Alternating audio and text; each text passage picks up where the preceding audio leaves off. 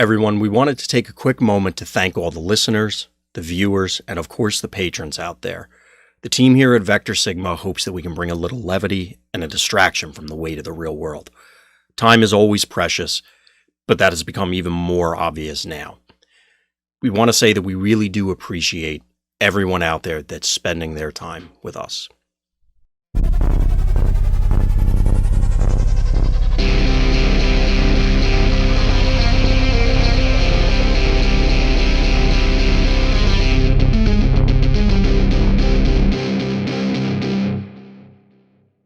Welcome back, everyone, to Tech Talk, the officially unofficial Transformers TCG podcast. I'm joined, as always, by Scott of Vectorsigma.info.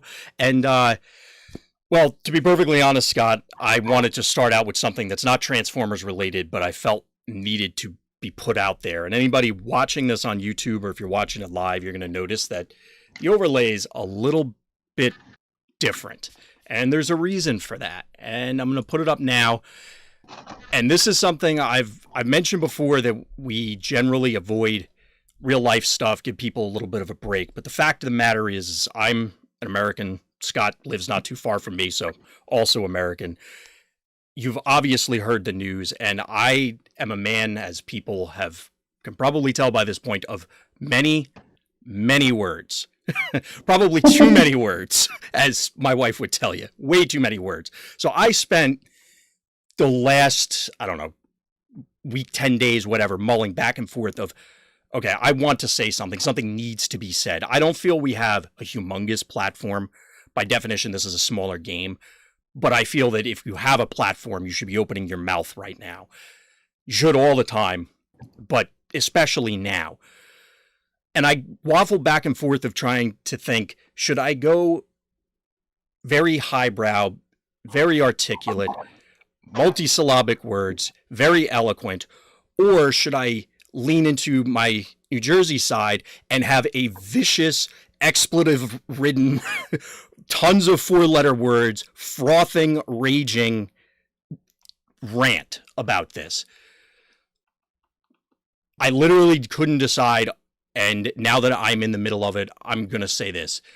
The message that's above me that says Black Lives Matter is axiomatic.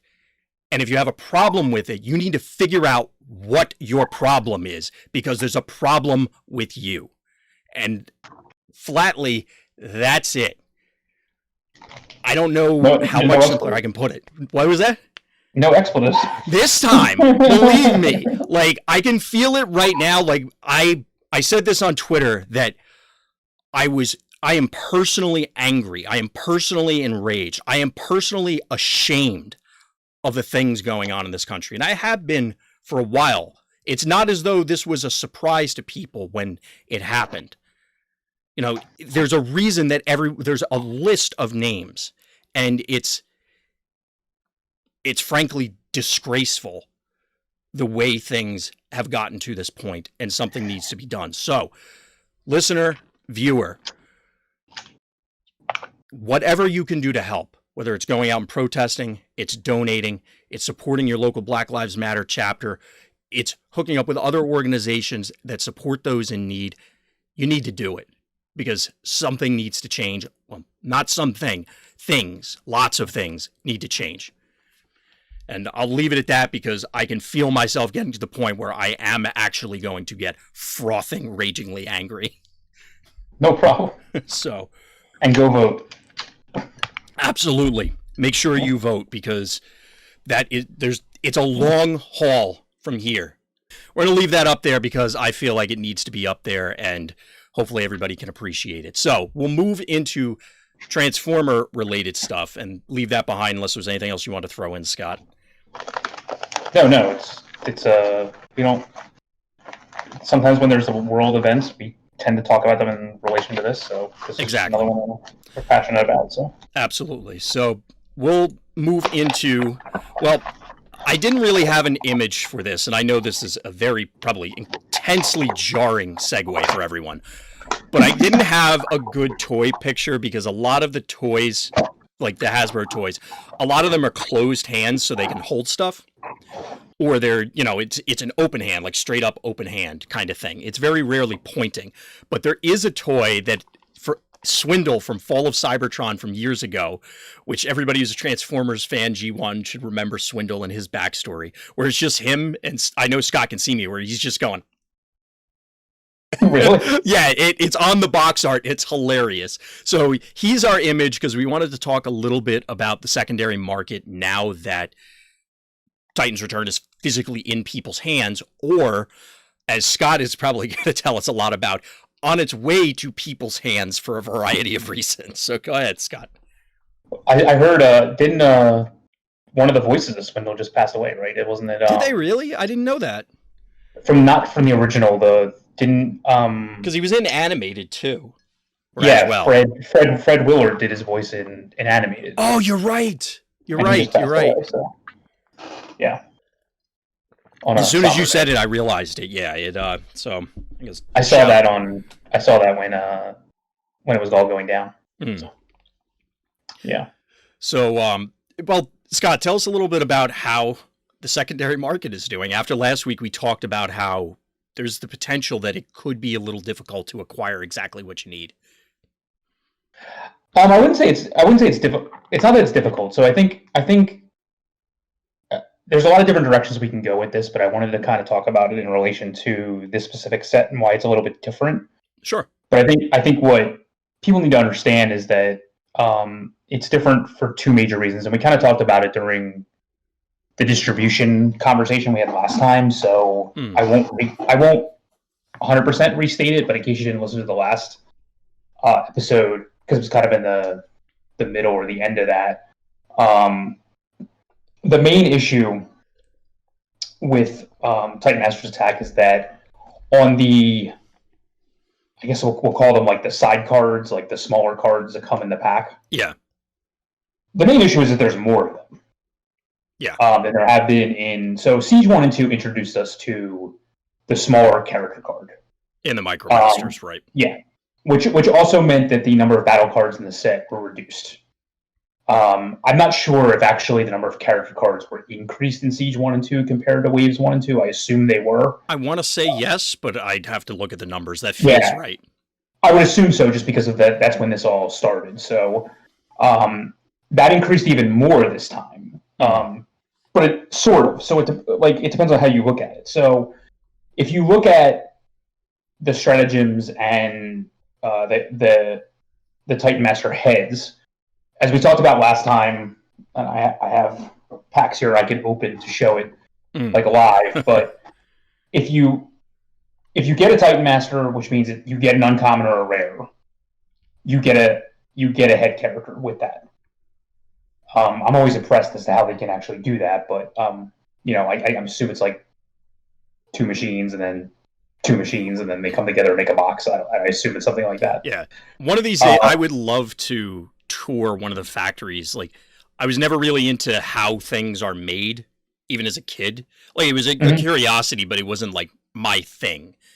But I would love to watch some of these things get packaged, because if you think about it, the cards are much more delicate than a lot of things. So it would be very easy for what I assume is this, factory-sized machine to just mash all of these cards. And the foiling and like all this other stuff. Like exactly, yeah. But really random aside. On that side. So if you get an uncommon or a rare character, big character, you will get a head. There's 16 of them.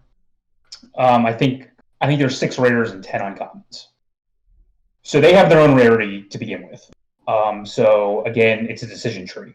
So spoke 1 of the decision tree, or branch 1 of the decision tree, is, did I get a Titan Master? Did I not get a Titan Master? Right. If you did, it's then 10-6. There's different percentages. I probably should draw it out and put it. I think that's definitely one for an article, though, because I know I hear math and I'll ingest it, but I won't truly digest it.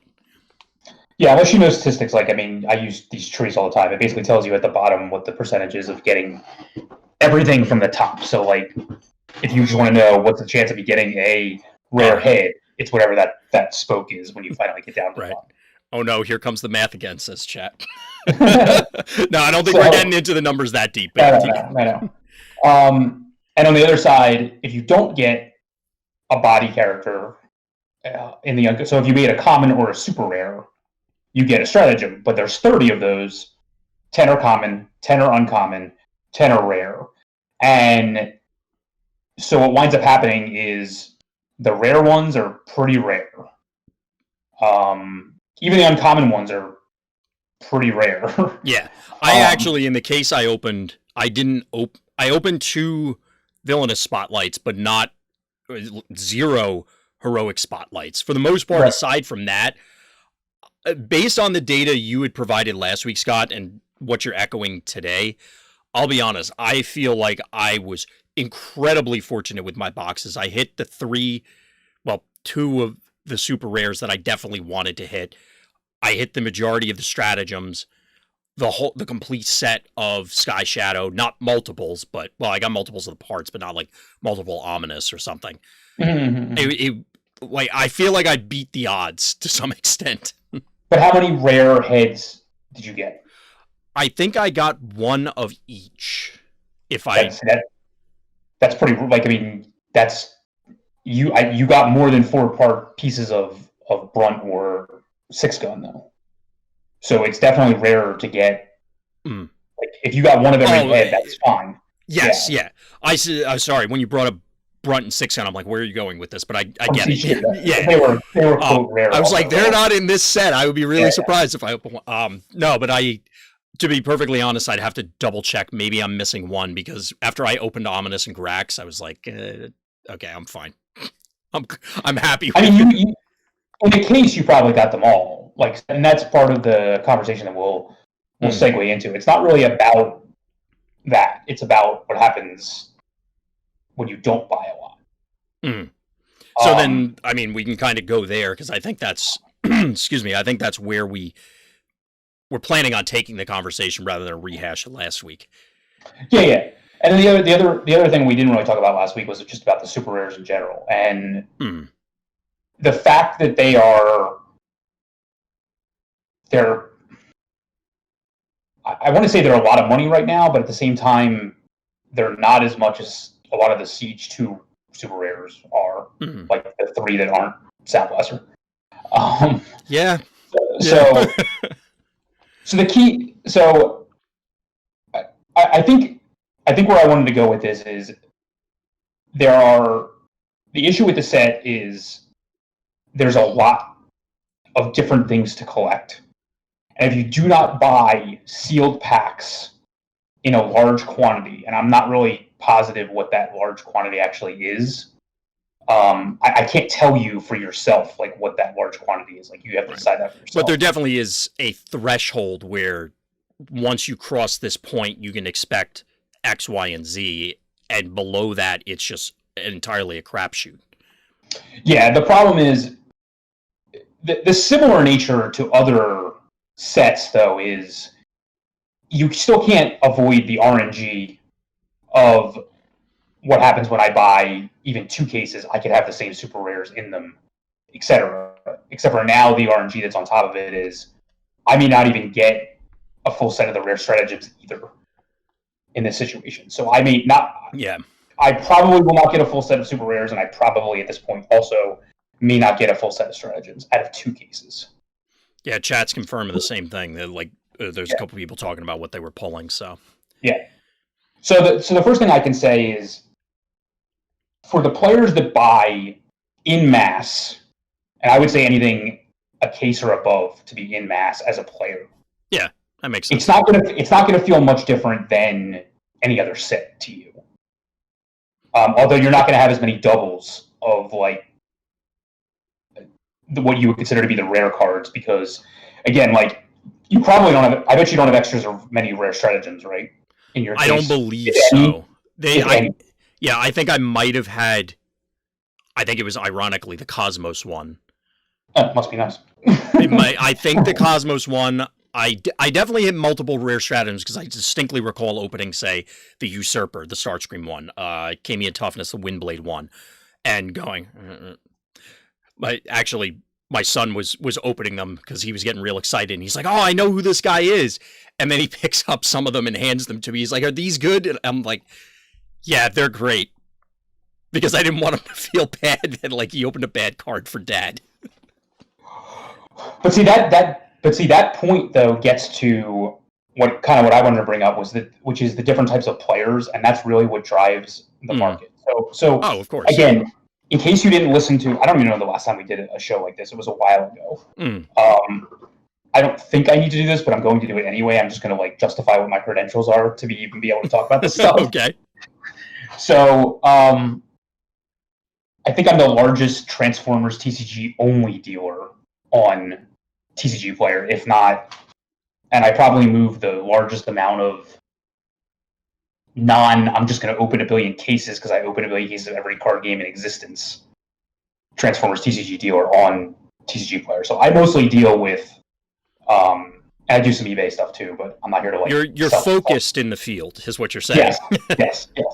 So, and I work very closely with some of the other larger dealers in order to actually set some of the prices that exist when the sets first come out. So, a lot of that comes directly from me, based on rarity, based on all this stuff that we talked about. And then basically what happens is there's just a free-for-all from there. So just so you guys all understand, when a set first comes out, there's a lot of other sharks in the water trying to move their extra stuff that they've bought. Of course. But then Jaws just comes and clears the rest of the water out until the guppies are taken. So right. You don't see a lot of them sustain over time. So like you have to understand what goes on in the market like at all times in order to really be able to see the trends that go on. It doesn't necessarily mean everything goes down over time. It's just that there's almost a race to the bottom because of how the TCG Player algorithm works. Right. And a lot of the new players coming in just ruin all that, but that's neither here nor there. So I won't get into the specifics of that. But when it comes to this set, there's always different types of players. So you have I bought a decent amount of sealed product, and I just need to finish off my collection. Now, what you consider your collection is different for every player. Your literal collector is probably somebody I'm not dealing with because I'm on a TCG selling site. Like most of your pure collectors would probably just go to eBay because they just want one of every card, or they would just buy a whole set or something like that, right, because they're not looking to get 3 of every card or whatever. So like, if they are, I think it'd be rare to find them in at least my line of work. So for me, I think most of the people are trying to finish their playsets.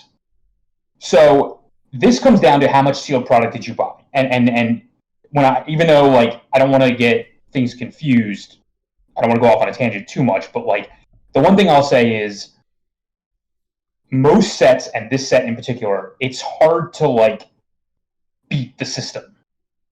So it's hard to, you can't just buy like, oh, I bought 2 boxes and I got lucky and I got 3 super rares. Well, you still need 4 more. Right. Like in the old system, you could get really lucky and buy 2 random boxes and get 2 super rares. You still needed 2 more. Now they were more money, but that's neither here nor there. So it's really hard in this set if you actually want a full play set to beat the system. Right. So what's changed from waves 1 and 2 till now is that in waves 1 and 2, most of the value is actually in the battle cards. Because if you would buy, this is not exactly true for wave 1 because the distribution was much worse. But if you bought enough sealed product, you basically got your playset of rare characters. There's only 2 super rares. Like it took me, for example, 6 boxes to get those super rares, which is pretty spot on to where it was in wave 2 and wave 3 and wave 4 to get that number of them. Mm-hmm. But in order to get a playset of battle cards, because that set had many more battle cards than the other sets and many more, it didn't really matter what the like expensive nature of them was, there was just more of them. You would typically not get a single set of battle cards out of 1 box. Now you do. So like I find it hard to believe that you don't get a full set of rare battle cards, like 1 set of them out of each box. So if you buy a case of cards, you will get a full play set of battle cards, but you will not get a full play set of characters. So that's why, even though for example, I move obviously way more battle cards than I do character cards. Well, yeah, by definition, almost. Right, because you need more of them to play, but you really can't beat the system. So like getting lucky and buying packs and things like that. Like if you actually want to have everything, like that's just not possible. So that aside, the collector type player that wants a playset of everything, they'll jump on. They'll usually, like, I can tell when that type of player is on there because they'll buy like 2 of this, 2 of that, 2 of this, 2 of that. Now, there are a lot of players out there, like ourselves included, that like to keep multiple decks together and not move cards between them. So like they want 6 copies of everything, or they want 9 copies of everything. Yep.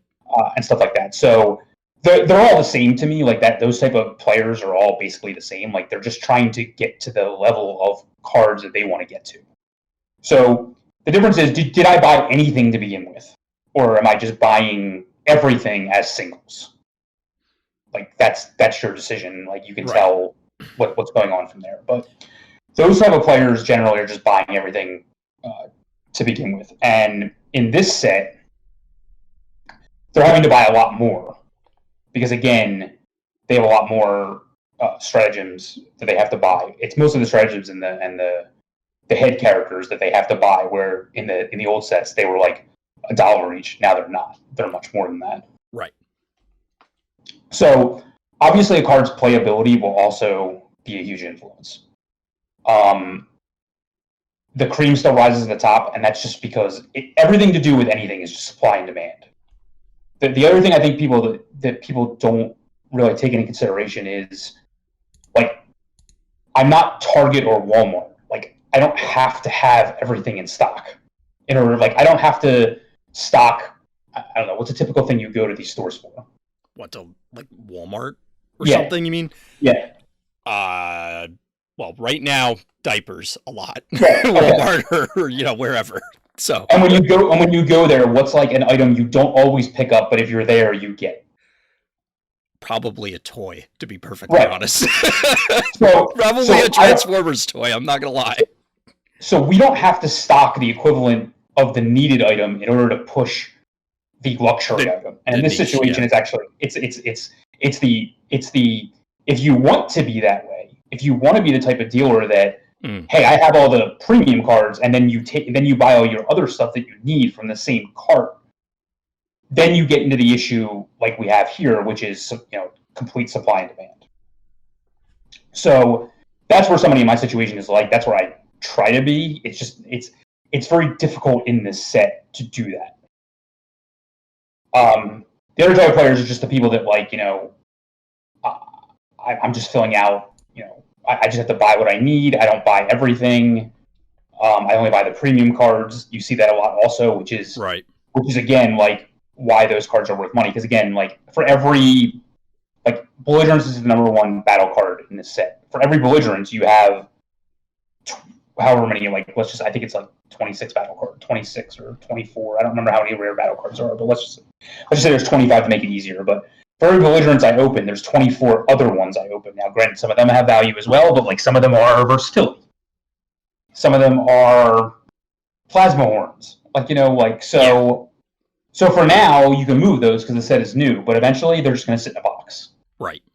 So another thing that people need to understand is, like, for dealers who want to be the Walmart or the Target, like, we have just as much crap sitting on the shelf going to the clearance section eventually that, we have of the premium stuff. And the only way we can avoid that, especially when a set is new, is by buying a ton of sealed product.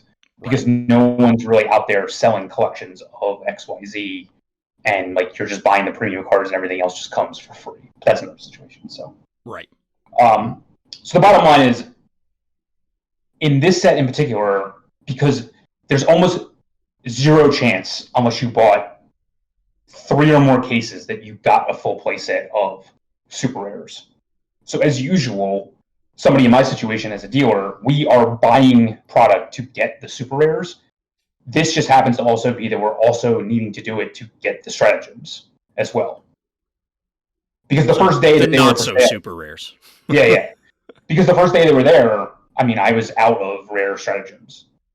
And to me, actually, they're undervalued right now, to be honest with you, compared to rarity. It's just they're unplayability to me that's dragging them down, because I still think they're the best. Some of them are still the best looking cards in the set, because I still think some of the full art on, like, I have to say, I assumed Drew or somebody had to have said that they were going to be full art on the back, but I was still surprised. I must have just, it slipped my mind. And as we're opening it, I dropped the cards and it flipped over, and I'm like, wow, that actually looks really awesome. Like, they look really nice. So shout out to the Wizards team for putting that together. Not all of them flip, so I guess you won't always really have an excuse, but if you're running it, you probably know what it is. So I guess a lot of people just put them face down anyway. Yeah. So, yeah, that's a big thing, is that it depends on the type of dealers that want to exist out there, and that's what's driving a lot of the prices to where they are. But it just makes it, like, the value in the set is there for you to just buy sealed product. If you're the type of person that's like, I don't usually buy packs, I usually just buy what I need, the value is there right now for you to actually buy sealed product, because, like, you're almost going to get one super rare per box. You're going to get 2 to 3 rare stratagems per box, and, like, I think at minimum the lowest one is still like $3 or $4. So, I think so. I mean, it's never. There's other hurdles you have to jump over. Like, the value you see on cards is not the take-home value that anybody gets. Of course. Which I don't think people necessarily realize when you look at sticker prices. Yes. I mean, it's just like anything. I mean, like, there's still fees that have to be paid. There's still labor that has to go into it. There's still tax that has to be paid, etc. But if you have the money to spend, and you're like, do I do this? Do I do A or do I do B? Right now, it's just more advantageous for you to buy sealed product. And I say this to my own detriment, but well, I mean, you're doing it for the good of the people, Scott. Yeah. So for the education from scratch, of course. Like, if you bought a case and you got 4 super rares and you only need 3 more, I don't recommend just keep going out and buying cases until you get the ones you need. That sounds more like the scratch-off lottery than anything else at that stage. But as a starting point, I think this set has a lot of value and a lot of a lot of movability for the stuff that you would want as extras. Makes sense. And then you would get a full play set of battle cards each time. So, if you're the type of player that we're certainly close, because I know I didn't get a full play set of battle cards. Thankfully, it was like, well, unfortunately, I think I got like 7 versatilities, but there were a couple that I ended up with only 2 copies of, and I forget what they were, but it was not belligerence or end hostilities. So again, I kind of didn't care at that point.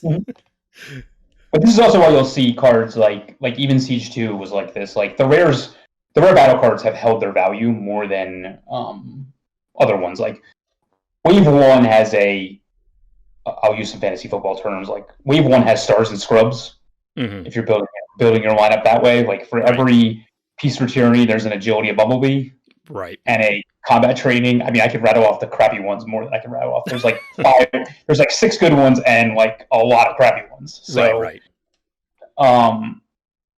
In Rise of the Combiners is even worse. It's like ultimate stars and scrubs. It's like I put all my eggs in my DFS basket for that week, like on 2 players. Yeah. Siege 1 was just bad battle cards across the board. And then Siege 2 actually has more of like a middling thing. There's a couple that like stand above, but they don't stand head and shoulders above. And in this set, it's kind of the same way. There's a couple there's like 1 or 2 that stand above, but like a lot of them are in the middle. But it'll probably settle out differently. Again, it depends on how other dealers want to treat it. Like, if you want to be that Walmart or Target, then like you can wait on the battle cards, because by definition, if a dealer wants to be like that, they're going to be opening so much product to get the super rares and the rare stratagems that, like, you're going to have it. They're going to be flooded with battle cards. Right. Makes sense. But, depends on how you want to treat it. Gotcha. Anything else you want to add from other thoughts, Scott, on the secondary market? I don't have a lot to add because I did open my one case, and like I said, I was very fortunate, so I haven't had to do a lot of hunting for other cards at this stage. But any last points before we move on? No, I mean, like, if you actually, like, a lot of it's just, if you want to know the reasons why certain things happen, like, I can explain them. Mm. It's nothing is done without, like, a reason, I guess you could say. Well, like, there's a reason for all of it. But realistically, it's just people wanting to complete full sets of everything, and I think, like, we don't have speculators in this game, but if people were going to speculate, I would say that, like, right now the rare stratagems to me are just undervalued, because I think as we move further apart from set release, and again, dealers trying to be that Walmart, I think in the long run, like, because I can tell you from personal experience, the way that I only buy sealed product in the beginning when it comes out, and then I basically just fill everything else through trades and collections. Like, if I bought somebody's collection, they're not going to have 3 of every rare stratagem. Like, that's just not possible. Well, you don't think that the rare stratagems are going to fall into the character category, since whether they're collectors or players, you still only need one for a given character. Yes, but, like, again, not everybody completes their set at the same time. Right. So, like, you get players buying things at all times. Okay. I mean, I sell a lot of characters from Wave 2. So, like, and a lot of characters from Wave 1. So that's fair. Like, I just think there's always going to be a demand for them. And the supply is not going to improve. If anything, it's just going to get worse as people move away from opening more product. Makes sense. Although, spoiler alert, we'll mention it towards the end, but maybe people will be playing more sealed and there'll be more product open. We'll see. Sure. You never know. All right. So I'll be opening more product for them. Well, yeah, technically, yes, but so we'll move away from the secondary market, and we're going to touch on. So the two topics that are in the bottom 2/3 of the topic list: the impact of Titan Masters on, we'll call it the format or constructed. It does bleed into sealed as well, and power creep. Now, I want to say a couple things about the latter subject first, even though it's out of sequence. Honestly, I was almost saving this topic, and I'm sure we'll revisit it. That's why I said, you know what, we'll just bring it up for when there's the inevitable rotation, because a lot of the conversations, power creep is just another form of rotation. But I think this topic bleeds into the Titan Masters because they have, we'll call it, naturally pushed out a lot of other characters, or seemingly have. And at least for me, I definitely have started building decks and go, oh, well, I could just swap this character for X body plus Parsec, or Y body plus Kreb, and it's infinitely better because you have that other additional stat block that, and this is going to sound like a weird description, but they effectively have infinite hit points until they deploy, kind of thing. Like, you can't get at them in any other way, and by virtue of that, you bring so many more things to the table. And I know we've been talking about this since the mechanic was first revealed, but I think it is very much forcing its way in, and I only feel like now people are accepting it, or maybe that's an incorrect assessment of the general population. But do you feel the same way, Scott? Do you have many or most normal characters, we'll call them, been obsoleted as a result of their existence? Sort of. The issue is, it's a mechanic that not only the mechanic itself is powerful, but the characters themselves that they put it on are also powerful. As in the base body, or you mean? Yeah, the base body that have very powerful abilities that, like, you would play regardless of the ability. Right. And so as a result of that, you're getting the best of both worlds. Like, if you had told me my choice was to play, I don't know, like, 6-drop body with 6-drop vanilla body with a 1-star vanilla head, even if it had like bold 1 or something like that, let's just say. Mm-hmm. So Parsec with vanilla 6-drop body versus equalized stats on the 7-drop, you would play the Titan Master for the same reason, because you get 2 characters in 1. However, now it's worse than that. Like you're getting a better 7-drop at all times. Like there's never a time where it's worse, because the abilities are just better. Absolutely. And it's not simply the abilities that the head gains, like you gain from the head. It's also just the card text on the characters is just better.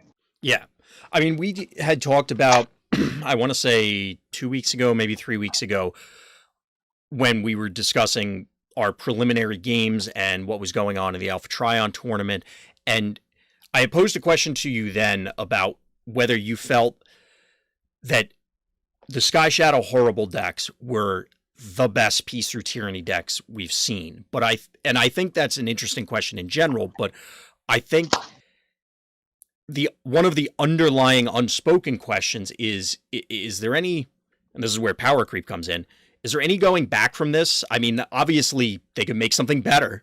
They could make, like the normal characters are just twice as many stats, or, whatever it happens to be. But do you envision a world where we're going to issue the Titan Master for a comparable body? Like, I can't, or can they push the normal characters much beyond this before it gets silly? I don't think it'll get silly. I think they need to assess like what the actual impact of some of the stuff is. I'm not positive. So that opinion is skewed by aggro versus control as well. I think is part of what the argument here is as well. In what capacity? I think I know where you're going with this, but can you explain? So like Parsec, for example, so the way the Titan Master mechanic works is if you do not KO the body outside of combat, the head will get 1 attack. Right. Which means you will get 1 full turn in the middle of the game that you may not have gotten otherwise, or that at some point you will get an extra turn. It's not an extra turn, but you will get, like, it kind of is an extra turn. Like, well, it's a draw step, it's an action and upgrade phase, it's an attack. Like, maybe the first 3 things are more important than the last, to be perfectly honest. Totally. And it will come with it, like you said, a 1-star character that you couldn't get at any other way. So, like, they couldn't just be hovercrafted down, like, with the shotgun analogy again, like, catching extra damage from, like, on the side and things like that. Yep. So they will get a full other turn out of the deal. And on the aggro side, somebody like Parsec represents probably 5 damage, like out of nowhere, plus the card plays. Right. Whereas on the control side, they may not represent much at all, except for the fact that usually in the control deck, you have to make your action phases count more. The cards that you play have to be impactful. The problem is that you can play all the defensive stuff you want. If your character has 1 hit point, it really doesn't matter where to go. Yeah, we haven't seen the prevalence, what we were talking about, like during preview season, of, say, Flintlock or something, where, okay, well, maybe they can tank a hit. Yeah. But even then, I mean, the Black Pips have kind of invalidated some of that. But exactly. So the format is not... The way it stands right now is the format is not conducive to see what happens on the control side as much as it's very obvious to see what happens on the aggressive side. Right. I mean, I had always, and not to break your train of thought, I had felt way back when we first saw it that this felt as though, and obviously it's still, we just got the set recently, on top of the fact that there's so many things to explore, and obviously future waves could change this, but I felt that inherently this mechanic favored the aggressive end simply because, well, exactly what you said. That random head, especially given the prevalence of Black Pips now, you can just get in there and KO something unexpectedly or put a significant chunk of damage. But the control head, it might be a wall. Maybe. It's entirely possible it won't hard. be. It's hard. Yeah.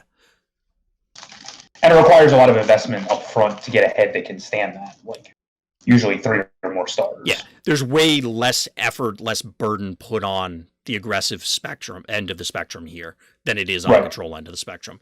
And that's why it feels... So we had our... Historically, after Wave 2, I mean, yes, the combiners came in and changed a lot of things because it was a brand new mechanic. It was the second set. But really, the stat increases from 3 and 4 were pretty big, and then a number of battle cards. This, I feel, skews and shifts the paradigm, or pick another phrase that you prefer, that the way the game is going to be played going forward, because you're kind of forced into certain positions before or now compared to what you would have had a variety of options before. Or it feels that way anyway. Because you're just saying it's more efficient to do one thing versus another? Well, yeah, and not to beat the dead horse, but it's... At what point would you ever want to play? Because I've tried a number of times to, like, tracks, just because I like the character, and also, like, I do like the flippability where it's I'll call it a bigger they are, but or a smaller leap, whatever way you want to look at it, for free, sort of. Because I was thinking, like, Trax Wind Charger, okay, you can power up Wind Charger in a similar way that you could with Blaster, but, or Windsweeper, or pick arbitrary other character that does not come with a head, and you feel handicapped from the word go in those scenarios, I think. But the problem is, let me ask you this. Which Titan Masters are you actually building around? They're all the same, right? Like, they're not... Well, there's always going to... Yeah, I mean, I have the rotation going on screen. Sorry, there was a fly. Yeah. I'm not just randomly grabbing at things. Although I guess I talk with my hands enough, it probably looked like that anyway. But, yeah, like Skull Smasher, who I really wanted to work. I mean, Top Spin was one that I had high on my list, and then just he's fallen out of favor. But yes, it's primarily the Horribles, the Fangries. I mean, I've been working a lot with Quake, but it is often the same. But if I'm properly assuming where you're going with the argument, I think any of these mechanics, yeah, I've said it a bunch of times before. There's a subset of them that, okay, these are going to be our top tier, and then nobody's going to remember the rest of them. But I feel like these, to the power creep argument, every new set kind of phases out, or it's up to this far, and this is not an official pattern. This is just me mulling it around in my brain, that 2 waves ago, those characters are now getting obsoleted. Mm-hmm. This feels more like, okay, it's play these guys and then a smattering of whatever the very last wave was. It feels more extreme than it did 3 to 4 or even 2 to 3. Maybe that's not accurate because I haven't sat down and written it all out. Are you thinking the same way, or you don't think it's that extreme? Sort of. It depends on the star drop. Like, I'm not rushing out to play. Like, I find the Optimus to be extremely boring. I find the Megatron to be... The gameplay is pretty boring. I'm not going to... For most people, I like it, but... Yeah. Inefficiently boring, let's put it that way. Well, there's that, yes. Like, I find that there are... I find certain, like, a lot of the ones that start at 9 are difficult to build around, no matter how you slice it. Because their stats are not as good as comparable other characters at that stat drop. Like, I would still rather play... The issue is that a lot of these characters bring other things to the table. They bring very, very powerful flip abilities. They bring the ability to not have to flip. They get to combine into another character. Like the problem is, it's a very difficult mechanic to assess because every single one that we're playing is... I'm trying to think, like, of the analogy, but, like, I don't want to make a WoW analogy because people won't understand that, but pick a magic ability that, like, people know, and, like, a new keyword would come out, like, and only 1 or 2 cards would ever see play that had that keyword. You had to know what the keyword did just because of this one card that had it, right? Like outside of limited, of course. Like every format wasn't like Blue-Green Madness where like the entire deck was built around like that mechanic that was very good because how good it was. A lot of keywords. It was a good enough card with the keyword tacked on. Yeah, right. Like or the keywords specifically worked for that one card and not others. In this situation, all the ones we're trying to play with are good and they have the keyword on them. Yeah. Like we would be playing a lot of these characters regardless of whether they were Titan Masters or not. And the fact that they are is just gravy on top of the, like, icing on top of the, or like, Carvel cake. Not even, like, on top of, like, the good supermarket cake. I'm talking, like, it's on top of the Carvel cake. So, okay. Fair. So, I honestly think that's the issue. And it kind of surprises me, but at the same time, like, I guess it doesn't because, like, you have to, and this is where the power creep argument comes in, like, you have to push a mechanic. But it's just that, like, you're really pushing both sides of the argument at the same time. Like, this character is good on its own, and it also has the keyword ability. Like, you know, it's like as if every one of the aerial bots was insane. Like, they weren't all insane. It's not like how many of them saw play in other decks? Like, none of them, I think, right? Like. Yeah, but like the Brave guy would show up periodically. I guess maybe Silverbolt. I guess Skydive did, obviously. Yes, later on, right? I was thinking more around the time. But like other combiner parts would see play in other decks, yet their combiner didn't see play. And so here, like, I feel like we don't really have that luxury. Like, we don't really get to see what like the mechanic looks like at the base level because we would be playing these characters anyway, if that makes any sense. Yeah, I follow you. I mean, it definitely makes sense that they are pushed enough that if Horrible had that card text, he's probably getting played anyway. Right. Like, it's just the fact of the matter is that he does, whereas Megatron, I mean, Megatron in particular, I've been trying to look at weird stuff to see if he solves some of the issues of those aggro tank builds, but that's a digression that we don't need to go down. There are definitely stinkers in this bunch. I mean, I'm not real enthused about running Mind Wipe, but I think every mechanic, to your point, always has that. We'll have the All-Stars, but I think the power creepiness of it feels stronger in that because of the modularity, so a Horrible has the opportunity to push out a 7-drop, an 8-drop, a 9-drop. Yep. I mean, I guess hypothetically a 10 if you go with one of the other ones for some reason. And because of that, I guess because of exactly your point, it's a good enough card on its own. And at none of those points in the spectrum or in that range do you go, yeah, I'd much rather go play Trax, or I'd much rather play, you know, whatever arbitrary character, because it's very easy to just say, well, I'll play 2 guys that don't flip and fill in the stars with Horrible and a head.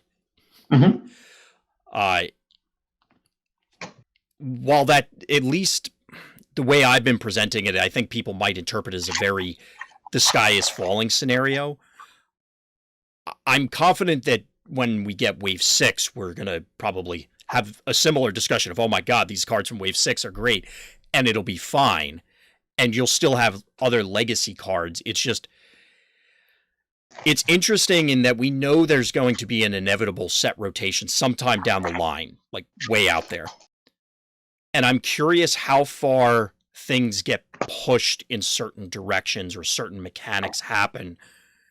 Because the 2 options to continue selling cards are either you power creep out the old cards, or you rotate. Or I guess you could include banning in there, but that's like if you look at rotation is like banning a whole bunch of sets, you know, whatever. If you want to look at it weird, obviously Wizards has to keep selling cards. Like that's fine, and I think there is a sufficient amount of time, generally, obviously, real life withstanding, to get play value out of your cards. Like, you have enough opportunities to actually play with the cards that it's not like I buy them and then they get thrown away or invalidated quickly.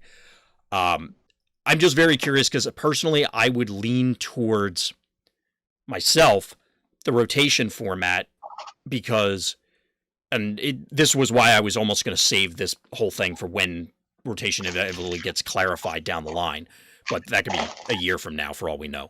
So the reason I say they said no time soon because they're still printing those sets. So they said what? In an interview, he said that the reason why you rotate is because product isn't available to new players, and that's just not the situation right now. Right. So, like, that's one of the reasons why it's not just for. It's what he said is they have not like backed themselves into a hole where they need to like rotate out too powerful cards. Yeah, like they need to make up the new lightning bolt, the new like whatever. Like they don't have to just reprint a card, but like call it something different. Yeah, a functional reprint. Literal reprint like this, like like. Yeah, a functional instead of bolt of lightning, they could call it, I don't know, lightning bolt. That sounds wild. Right. That sounds ridiculous. Dan talked about, and I'm sure he did not watch this, like when we were opening all the sealed pools, like we talked about potentially having formats during our tournament series that included some of these things, like our own rotation and things like that, just to see how things would go. Right. And have different cards see more play.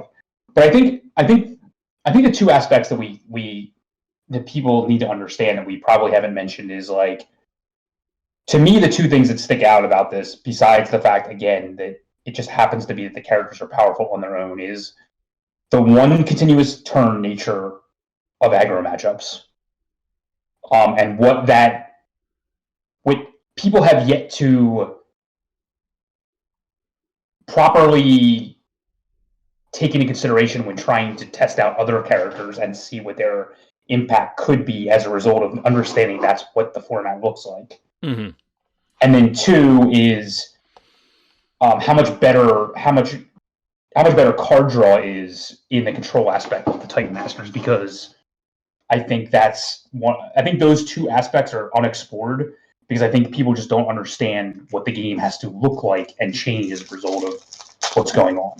Well, it definitely has changed, and starting with the latter, I agree with you. I think card draw certainly in the past was, for this game, viewed as less powerful, and I think that is, if it hasn't already started to change, it is obviously starting now because of a number of factors, and trying to keep your hand gassed up, trying to find the appropriate things that you need.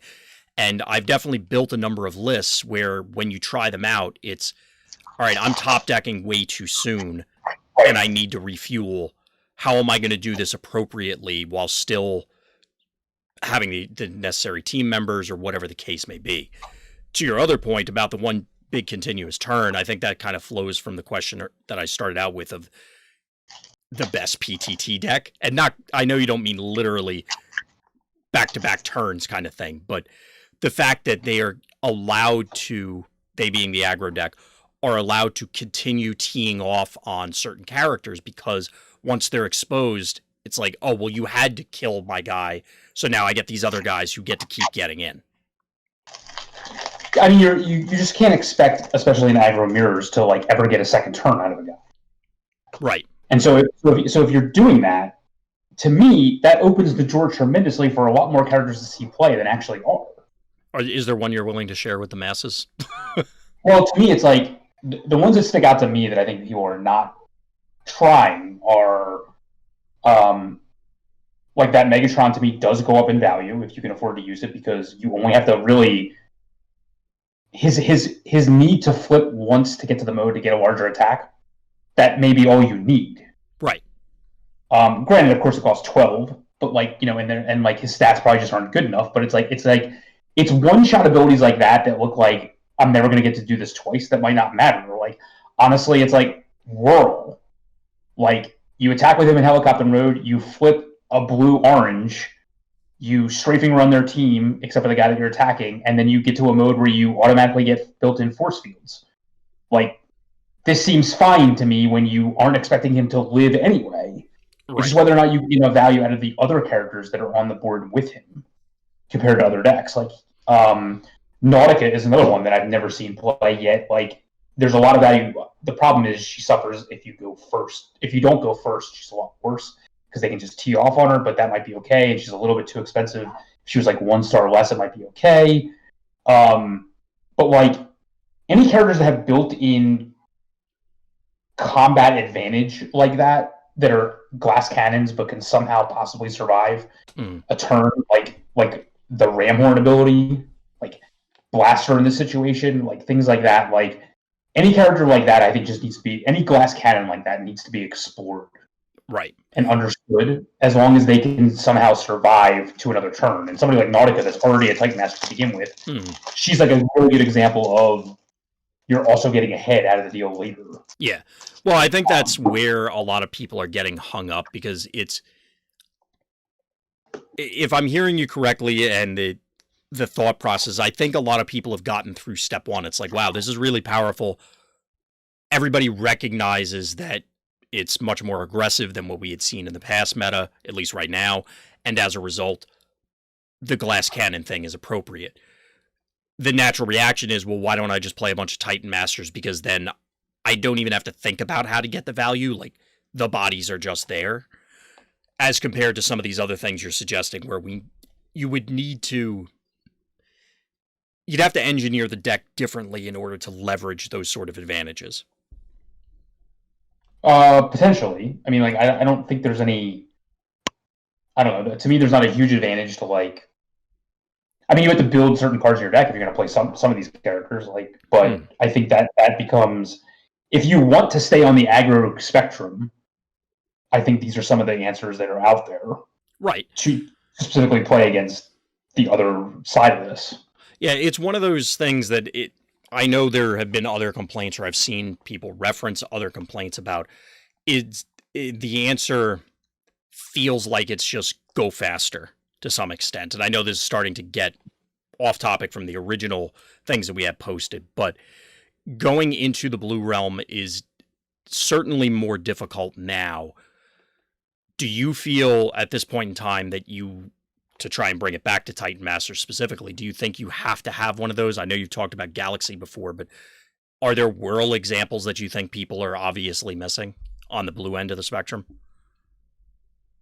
That wasn't an example for the blue end. That was an example for different. Right. I'm saying, is there something like Whirl, but on the blue side, that you think that people are undervaluing at this stage?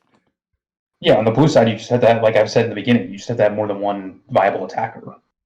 You just can't durdle around. And that's what people are upset about. They can't sit behind their giant walls anymore and, like, take a smoke break while their opponent does nothing during their attack phases. Yeah, it's not the control decks. Would you feel it's accurate to say the control decks are more mid-rangey, but you would view them as control because they're not, balls to the wall? I feel on the continuum of aggro to control, you can't exist over here anymore, which is where all the wave 4 meta was. Right. You have to be closer to the middle in the aggro control spectrum. Yeah.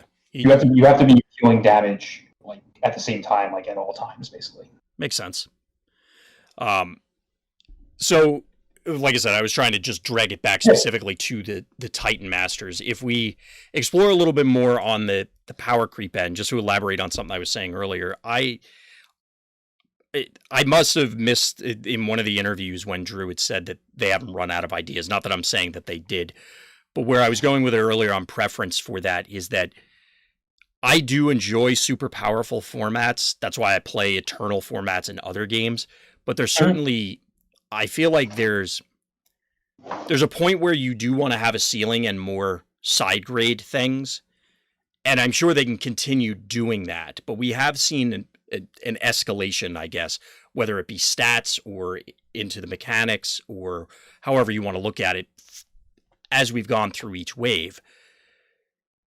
I don't really have well, do you think this is going to get worse is the kind of question, but has that been the same observation for you? Do you think that, we're expecting, we know there's going to be a rotation, so eventually there will be a cap, but do you think this is roughly where they would want the power level to be, sort of thing? I don't know if that question makes a whole lot of sense. I think the issue is the mechanics that now exist make a lot of the downside of playing cards from previous waves negligible. Like the powerful cards from previous waves that you would normally have to jump through hoops to see play no longer have downsides to them. Like, is there one you're thinking of in particular?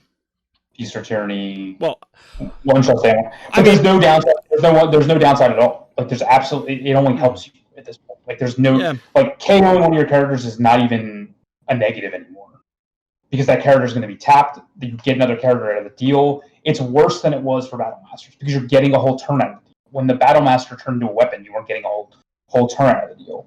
Right. So, one shall stand is another one. Like there's no downside to the same exact argument. Like the damage is going to be on that character anyway. There's no downside. Energon Axe. There's no downside. If you're going to play, like I'm going to play Scouting Mission, like it's so much easier just to put incremental damage on your guys to suit them up before they even have to attack. Right. For advantage, Camion Crash, Scouting Mission, like so, like even this is the same argument that happened last weave for like how much play did the Matrix see before Galaxy Prime, and then all of a sudden you had it like Springer aggro decks were playing it, like the leader, the Autobot leader suddenly like went up in like you weren't embarrassed to be playing that as your upgrade for the turn anymore. It wasn't like your like worst upgrade I can possibly play, so I'm just going to play it as a one of, so that way if I don't get one of my weapons or something like that, I can just play this. You have something, yeah. Right, and that's been slowly happening time and time again, and I'm not really sure that like so the power like what we saw as powerful battle cards all the time just became more and more and more like consistent and constant in the environment because of other things that were printed. So whereas the characters have been phased out, I'll say, wave to wave, you're saying the opposite is happening with battle cards? Yes. Are there any, just to explore the point further, are there any that you can think of that were not, because the ones you had named were, I mean, they were getting played anyway, or they, in One Shell Stand's case, and some of the others, they should have been getting played more than they were anyway. Are there any that you, I guess the Matrix would be a good example of ones that went from virtually nothing to forefront cards?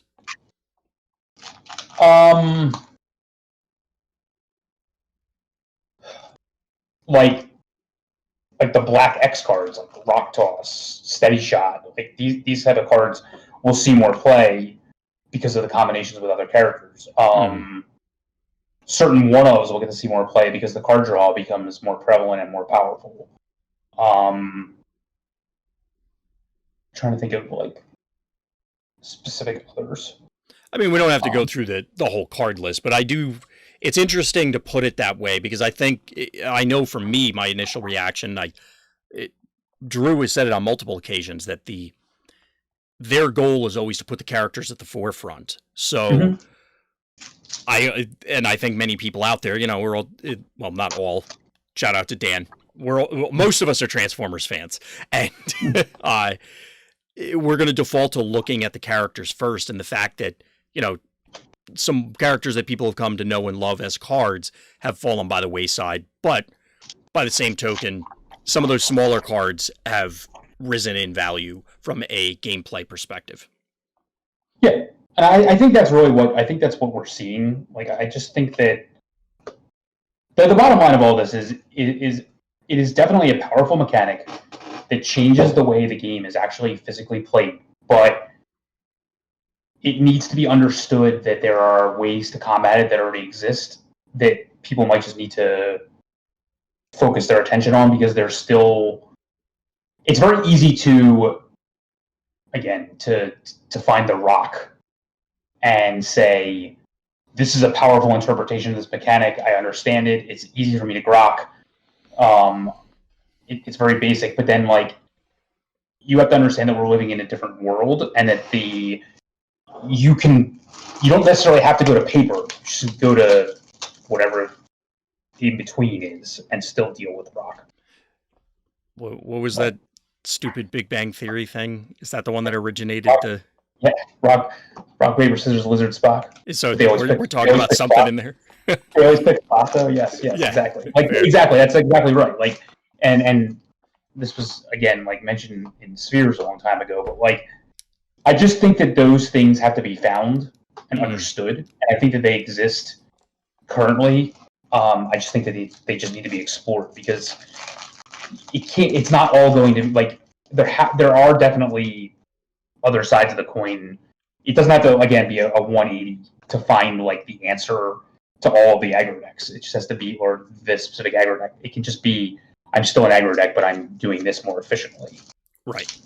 I mean, that's also part of it is that I've seen some Chicken Littling myself as far as the way things are, what people perceive them to be, and sometimes it's just going to take, all right, well, this is the paper to this rock, and then that immediately shatters things because then that opens the floodgates for other builds to become viable. Exactly.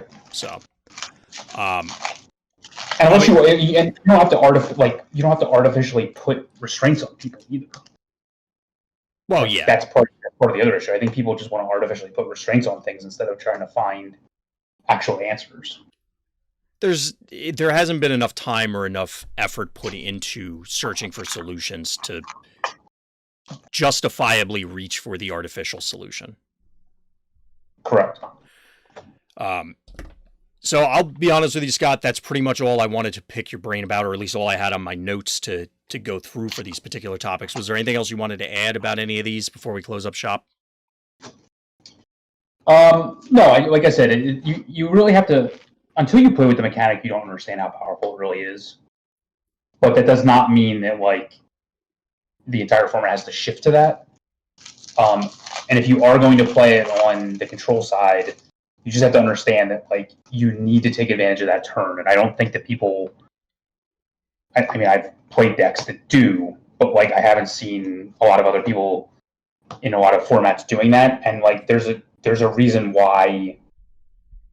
There's a reason why you have to move to that aggro control side of the spectrum is because you need to make sure that when that Titan Master head pops off, that the turn you're getting is just as powerful as a turn with any other character. Right. Which means you need to make those two card plays count. And the only way to do that is to make sure that your hand is stacked at that time. Hence the reference to card draw earlier. Right. And I just think that people aren't adapting to that, haven't adapted to that, because I've seen a lot of turns where it's I just attack with my crappy head that doesn't do anything and go, and then you basically got no value out of it. So. Yeah, you hope you flip the appropriate pips to make it relevant. Right. And if you're playing a control deck, there aren't always those in the deck, so... That would be correct. Yeah. Absolutely. But, yeah, I think we can close up shop there, at least at this stage. So, I take it... Card packs comes up to the camera. Well, there was actually one other thing. Speaking of card packs, do you want to spend a little bit of time at the end of the show talking about the Seal event? Yeah, so we're having our Super Release event. If you're listening to this, you've seen it to death because it's been on every single... Most of the covers, you've seen us talk about it at length. But the one thing I guess I wanted to talk about was this is the first of many events that we're going to run as more and more open-style convention events seem to be canceled across the country. We just wanted this opportunity to have the equivalent of organized play happen for the community out there. So we created a tournament tier for Patreon, and I think we've talked at length as to why. Well, Dan and I actually talked at length during our opening, but I'll restate it here. Putting on these events is a lot of work. We are not tournament organizers. We are not any of that kind of stuff. We're players at heart. We just wanted our own outlet to play. So that's why it's a Patreon tier and not open to the general public. It's basically, but in reality, most of your quote monthly Patreon fee is going to prizes. I think if you look at the prizes that are being offered, they're quite extensive. And then the rule on top of that is any of us, the core members of the team, the 5 of us are not actually eligible to win any prizes. So any prizes that we would be eligible for actually pass down to the other players within the elimination round. So for in this example, like if we make top 8 and get a top 8 prize, it would pass down to the other members of the top 8. So you don't have to worry about any of that from a prize perspective. We just want the opportunity to play. Right. But this is the first event, I think, and this I haven't vetted this yet, but it was part of one thing we mentioned. We have not vetted yet. I think what's going to happen is the top X number of players from each one of the events passing down will get to play in a invitational event at the end for even more prizes. Again, we won't be eligible for them, etc. But we're allowed to play in it. So that's the season aspect and the qualification aspect that'll go on throughout these various events. Our goal is to do these events once a month, but what that requires is for players to basically play a match, their specific match, like once every 3 or 4 days. Once we've announced it, the deal with the sealed event is on June 6th, which is Saturday. Yep. So it's already going to be past this. We will do a random drawing as to which sealed pool you'll be eligible for. It'll be on the Patreon site, also on a Google Doc. You'll see the pool that's in front of you. Like, we've already created them. They've all been recorded. They're all out there publicly now on the YouTube page. So you'll get to build that sealed pool out of your collection. It's almost like, it's not so much like sit down and crack 6 packs. It's almost like a format. Like, here's the only cards you have available to you. It feels a little bit different than sealed in that way because the pool is like assigned to you as opposed to like just cracking packs. All the pools will be available for everybody to see. So that way, because we're not, unlike the Alphatron pre-sale invitational, we are not like table judging every single game. So the players will be judging themselves. And part of it is like, you have access to your opponent's pool. So like, if you see all of a sudden that they played their 4th copy of something that they don't only have 3 copies in their deck, like you can be like, that's not legal, and then you call one of us. Yeah, like we'll be available for it, but it's not going to be the same format where we're literally observing at the time. Yeah, and that has to be done from now on anyway, just because of the increased size of the events and the fact that we want to try to run them more often, and we're going to be playing them. So we'll be around for as judge rulings, and we obviously won't judge our own games and things like that. But so yeah, there's that aspect of it. But yeah, I mean, this is just an attempt to have our equivalent of organized play. I mean, we want these cards that you're buying and you want to collect to be used in a competitive setting. And if you go back and listen to our interview with Drew and other interviews I've heard of them, like they're all about playing over webcams and playing with the actual cards and playing in that way without the use of third-party software. So it's I'm not saying it's quote sponsored by Wizards, but I mean it's for now. But it is sponsored by. Let's be real, it's the best we're gonna get. Like there aren't really alternatives. Yeah, it is. This is sponsored by Top Deck Games, our local game store, and I'm working on some additional ways of working with them to help us out in terms of like making some of the prizes just easier to obtain. It's not about like getting prizes from them; it's just making it easier to obtain out there. But I can't go into all the details now. But like, it just makes the burden of some of that stuff easier on us. But doesn't really affect anything else. But yeah, I mean, I to me, like we're giving out better prizes than you can probably get in most events around the country. So yeah, in my opinion, if you enjoy playing this game competitively outside your kitchen table, I can't imagine why you wouldn't play in these events. And like I said, there will be an invitational at the end of this. I don't know how. Like, we're probably gonna do it like quarterly, so it'll probably be like the top 4 from each event. Just throwing it out there. So the earlier you jump on the train, the better chance you have of qualifying for that, and you still get access to all the other information that you would get at that level anyway, which is pretty much like all the tournament information that we give out through the Patreon to begin with. So like, I don't know that you can get much more value out of like getting the ability to play the game and getting all the knowledge from the players that are actually you're playing against while it's going on. So right. I don't know what else I can say to sell it, because I don't really, I can't imagine there being a better value out there if you actually want to play this game competitively. Like, there's, like I said, there's no. I wish I could say we're doing this for other reasons, like, oh, this is such a moneymaker or something like that. It's really not. We're doing this to give back and to have competitive play. Right.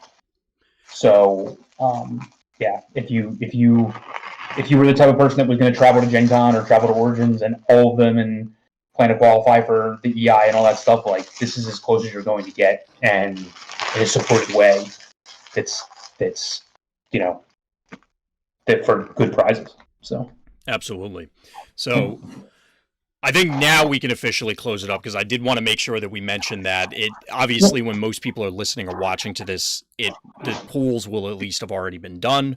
But like Scott was saying, this isn't going to be the last one. So definitely check it out, because I know everybody out there is itching to play. I know we are itching to play. So this is a way to scratch that itch.